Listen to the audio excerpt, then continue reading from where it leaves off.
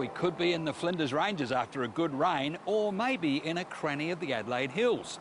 The fact is, our famous Heysen Trail runs right through both of them. Named, of course, after our famous artist, Sir Hans Heysen, some people call it Australia's longest footpath, and with good reason. Meandering or scrambling, depends on your fitness, 1,200 kilometres from Cape Jervis at the tip of the Fleurieu Peninsula, the Heysen Trail passes through some of our most diverse and breathtaking landscapes. For instance, the Mount Lofty Ranges, forests, vineyards and farmland, all the way to Parachilna Gorge in the magnificent Flinders Ranges. The entire trail is maintained by the enthusiastic and dedicated Friends of the Heysen Trail. As you'd expect, with a footpath that's well over 1,000 kilometres long, their work is never done.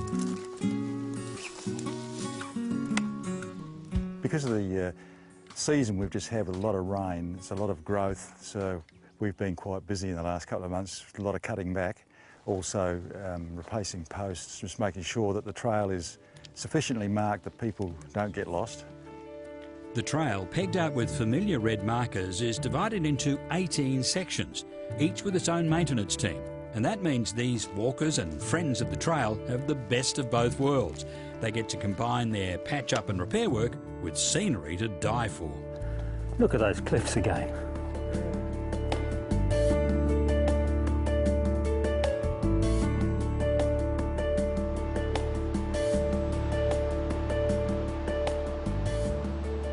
We caught up with this group at Section 1 of the trail, at spectacular Waipinga Cliffs near Victor Harbour.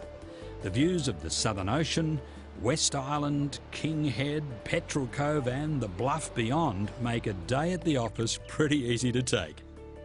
It's one of those things I really enjoy, chance to get out, and I mean this part of the world down here on the coast, the section we've got is one of the best sections of the whole lot, and it's really beautiful. We never get sick of coming down and walking along the cliffs and through the scrub, and yeah.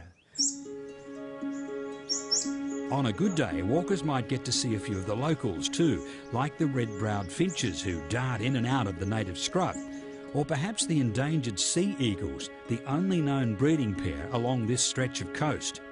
Then there are the visiting whales. Some of the wildlife is regularly caught on film by local photographer, conservationist, and friend of the Heysen Trail, of course, Elizabeth Steele Collins.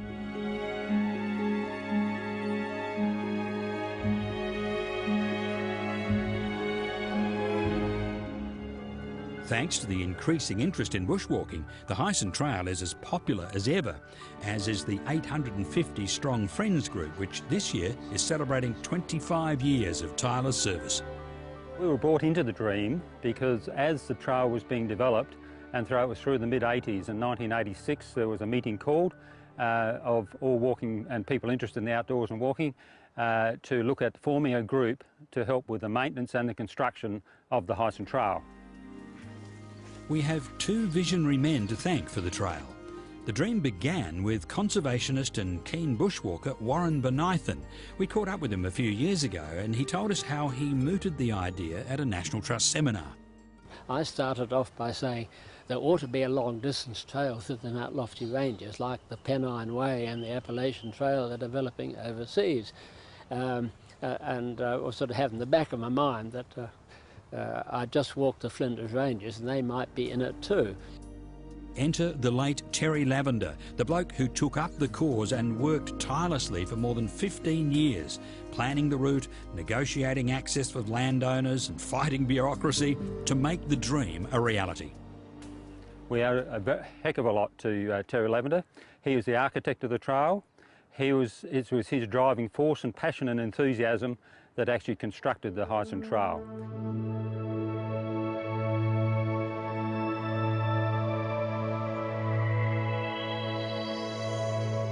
From Cape Jervis, it weaves its way along the south coast, then along the Mount Lofty Ranges and into the mid-north. Huts along the way, like the old Mount Bryan School, provide somewhere to lay your head. And then into the Flinders Ranges, through Wilpena Pound and on to Parachilna beyond. Friends President Robert Alcock sums up what the Heysen Trail is really about. For me, it's a perfect escape from the city life. The atmosphere the environment. They talk about the energy in the bush. It's just so different from the city, and it reinvigorates me and gets me set up to get back into city life.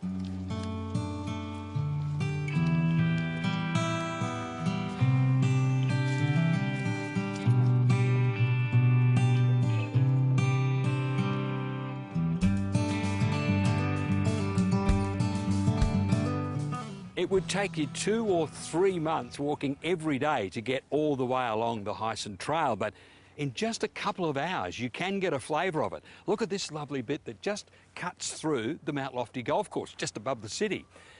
The friends of the Heysen Trail, they've been looking after it now for a quarter of a century, and we trust they'll be doing it in another 100 years' time as well.